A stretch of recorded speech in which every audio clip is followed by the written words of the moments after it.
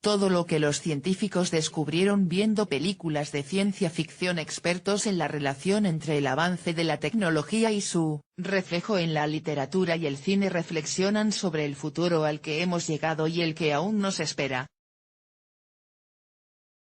Cuentan que cuando a Heinrich Hertz le preguntaron sobre las posibles aplicaciones de su descubrimiento, que hoy conocemos como ondas de radio, respondió: no tiene utilidad de ninguna clase. Los científicos descubren, pero no están necesariamente obligados a adivinar las consecuencias de sus hallazgos. Para sacar partido a la ciencia ya están los ingenieros y tecnólogos.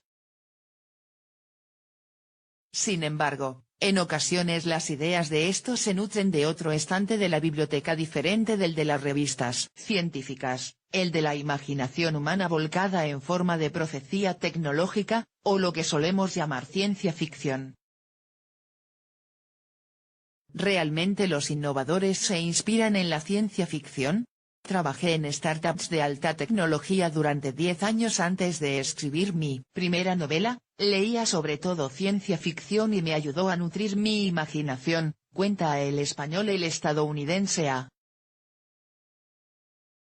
G. Riddle, tecnólogo antes de convertirse en uno de los autores de ciencia ficción más pujantes del momento. Su trilogía de Origin Mystery ha vendido más de 1 millón de copias y actualmente se está llevando al cine, lo mismo que su novela más reciente, Departure. El caso de Riddle no es único, probablemente está en la mente de todos. El de Julio Verne, a menudo considerado un profeta de la ciencia y la tecnología. Como se encargó de recordarnos la exposición celebrada este año en Madrid, el Nautilus de 20.000 leguas de viaje submarino sirvió de inspiración a Isaac Peral para crear su prototipo, hasta tal punto que el entonces presidente del Consejo de Ministros, Antonio Cánovas del Castillo, tachó al ingeniero de Quijote que había perdido el seso leyendo la novela de Julio Verne. ¿Qué ingeniero o tecnólogo no se ha sentido motivado por las historias de grandes clásicos como Verne, H. G. Wells, Ray Bradbury o Arthur C.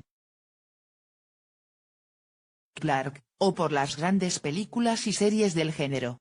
Conozco gente que trabaja en robótica que se inspiró leyendo ciencia ficción, y hay gente trabajando en la NASA que se ha inspirado leyendo a Clarke, apunta a este diario Andy Sawyer, editor, crítico y administrador de la colección de la Fundación de Ciencia Ficción en la Biblioteca de la Universidad de Liverpool, la mayor fuente de recursos del género en Reino Unido. Inventos de papel. Juan Miguel Aguilera, uno de los autores más importantes del panorama español de la ciencia ficción, señala a El Español que la compañía Apple reconoció haberse inspirado en las tabletas de la película 2001, una odisea del espacio para la creación de su iPad, y que incluso el diseño de los electrodomésticos y automóviles de los años 50 y 60 del siglo pasado debe su estilo a los cómics de Flash Gordon.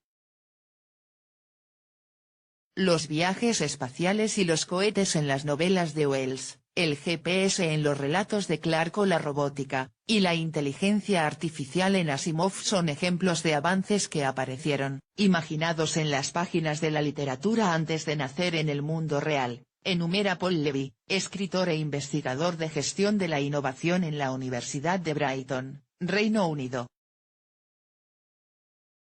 La mayoría de las grandes innovaciones fueron avanzadas antes por la ciencia ficción, resume Levy a este diario. Uno de los ejemplos más citados es el teléfono móvil, cuyos antecedentes se remontan al comunicador de Star Trek, incluso en el diseño de los terminales plegables que comenzó a popularizar Motorola. Lo vieron en la serie y pensaron que era cool, dice Sawyer, aunque los teléfonos móviles en la ciencia ficción aparecieron antes, al menos en los años 50, en los personajes de las novelas para niños de Roberta Heinlein, precisa. Y cómo no, ahí tenemos Internet, Levy apunta que su precursor en la ficción fue La máquina se detiene, 1909, el único relato de ciencia ficción que escribió el británico E.M. Forster, autor de Pasaje a la India y una habitación con vistas. Aguilera añade otra anticipación de la red en el cuento Un lógico llamado Joe, 1946, de Murray Leinster, mientras Sawyer señala que Neuromante, 1984, de William Gibson, fue una guía para la creación del ciberespacio tal como hoy lo conocemos. Mucha gente que trabaja en tecnologías de Internet y comunicaciones lo leyó en los 80 y pensó, eso es lo que queremos, dice. La influencia de la ficción en la innovación no se restringe a la electrónica. La clonación de organismos, la ingeniería genética, la creación de tejidos y órganos o la nanotecnología también saltaron de las páginas y de la pantalla a la realidad. Uno de los ejemplos actuales más curiosos tiene su origen en la novela de Harry Harrison Hagan Sitio. 1966, que presentaba una tierra superpoblada cuyos habitantes se alimentaban con un producto compuesto por soja y lentejas llamado Soylent, Soy más lentils, o soja y lentejas. Basándose en la idea, una compañía de Los Ángeles ha lanzado un Soylent Real, un preparado líquido, completo, saludable y barato que se presenta como alternativa sana a la llamada comida basura.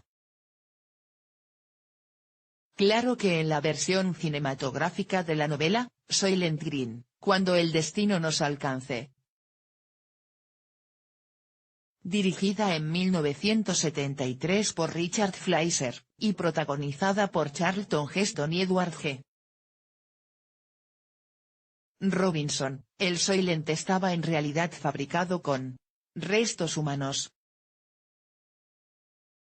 Inspiración mutua. Pero pese a todo lo anterior, los expertos advierten de que no siempre la realidad imita a la ciencia ficción, sino que la relación entre ambas es ambivalente. Para Sawyer, a menudo algo se da a conocer a través de la ciencia ficción, pero sus raíces están en la ciencia y tecnología reales, solo que el escritor conoce mejor lo que se está haciendo que el público en general.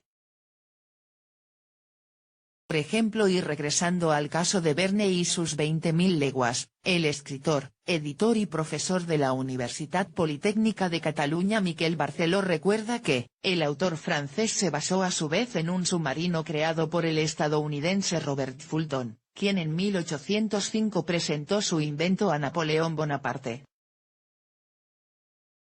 Para más INRI, ese submarino real llevaba el nombre de Nautilus, cuenta Barceló a El Español. Gracias a esa relación mutua entre la ciencia y la ficción, hoy estamos en el camino hacia las cámaras tan finas como una tarjeta de crédito, los motores moleculares, tatuajes adhesivos que vigilan nuestra salud 24 horas al día, miembros biónicos que se controlan con la mente o sistemas que permiten a los ciegos ver mediante sonidos.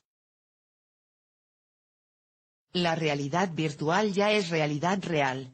Imprimimos en 3D.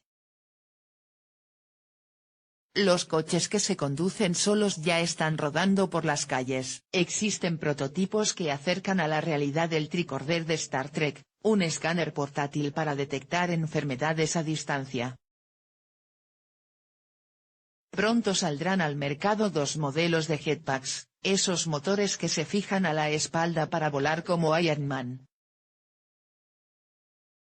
No nos damos cuenta, pero ya vivimos en el futuro que imaginamos, aunque no llevemos trajes plateados ni tengamos coches voladores, dice Aguilera. Los coches voladores son precisamente una de las eternas promesas que nunca se cumplen. Aunque varias empresas trabajan en ello, el transporte aéreo personal se enfrenta a serios problemas de regulación, además de los puramente tecnológicos. Pero tal vez sean otras las innovaciones que transformarán nuestras vidas en los próximos años o décadas. Los expertos consultados por este diario destacan las energías renovables y baratas, los robots de ayuda personal, la conexión cerebro-máquina o incluso la clonación humana. Y no podía faltar la inteligencia artificial aplicada a lo cotidiano, aprenderá nuestros hábitos, se anticipará a nuestras necesidades, automatizará nuestros hogares y conducirá nuestros coches, vaticina Riddle. Guiará nuestra vida diaria, resume el autor. Precisamente esta especie de outsourcing de nuestra inteligencia abre uno de los caminos más intrigantes sobre lo nuevo que ha de venir, más allá de los avances en el hardware. El manejo de los datos mediante algoritmos más avanzados es una de las áreas que revolucionarán la sociedad. El consultor de marketing Emil Kotomin dibuja un futuro en el que Floyd, nombre con él, que bautiza a un hipotético robot personal inteligente, gobernará por entero nuestras vidas. Hasta tal punto que la publicidad ya no irá dirigida hacia nosotros, sino hacia Floyd, dado que él tomará las decisiones sobre qué consumimos, una vez que conozca nuestros gustos. Será, augura Kotomin, la nueva era del marketing de máquina a máquina. La creación de una máquina pensadora a la que podamos derivar las tareas más mundanas lleva progresando desde mediados del siglo XIX, expone Kotomin a El Español, y el Big Data es el combustible, añade. El consultor predice que en años venideros el control recaerá en el software en la nube, los frigoríficos inteligentes buscarán ofertas y concertarán las entregas, con poca o nula intervención humana en ambos lados. El problema, agrega Kotomin, es que esto no necesariamente hará nuestras vidas más plenas. Lo condensa en un ejemplo anecdótico. Si todo deja de funcionar, ni siquiera tendremos velas para alumbrarnos, ya que basándose en mi historial de compras, Floyd no las habrá comprado, escribe. Sueños y temores con todo, los expertos advierten de que la imagen popular de la ciencia ficción como pronóstico tecnológico es una deformación, en realidad esto lo hace bastante mal, opina Sawyer. Como ejemplo, cita precisamente nuestro aparato de cabecera, la manera en la que hoy usamos los teléfonos móviles, que son mucho más que dispositivos de comunicación, es algo nuevo que no está en la ficción. Y es que, como subraya Barceló, lo importante de la ciencia ficción no son los gadgets sino cómo los humanos los usamos y reaccionamos ante ellos. Somos los seres humanos los que damos sentido a la tecnología, sentencia. En resumen, lo que los expertos destacan de la ciencia ficción no es su capacidad de imaginar nuevas tecnologías, sino de explorar el cambio social que propiciarán, tal como ya lo han hecho Internet, las redes sociales y las comunicaciones móviles. El problema es que no siempre el resultado de ese análisis es muy halagüeño. Desde Nosotros a un mundo feliz o 1984, los maestros del género nos han alertado de los riesgos que nos esperan en el camino. La ciencia ficción trata, según Sawyer, sobre cómo pensamos y soñamos el futuro, pero para Aguilera esto incluye también extrapolar los problemas del presente. Y en un mundo siempre convulso, esos problemas pueden ahogar todo atisbo de esperanza, como cualquier repaso a la ciencia ficción se encargará de recordarnos. Tal vez en exceso, en 2011, el escritor Neil Stevenson creó el proyecto Hieroglyph, una llamada a los autores de ciencia ficción para que abandonen el pesimismo de la distopía y traten de recuperar el espíritu que ha servido de inspiración al progreso, el que Verne cultivó con el entusiasmo de la fe en el porvenir y en el empuje del ser humano. Tenemos que mirar más allá del mundo en el que vivimos para imaginar el mundo que podría ser, y eso es exactamente lo que hace la ciencia ficción, dice Riddle.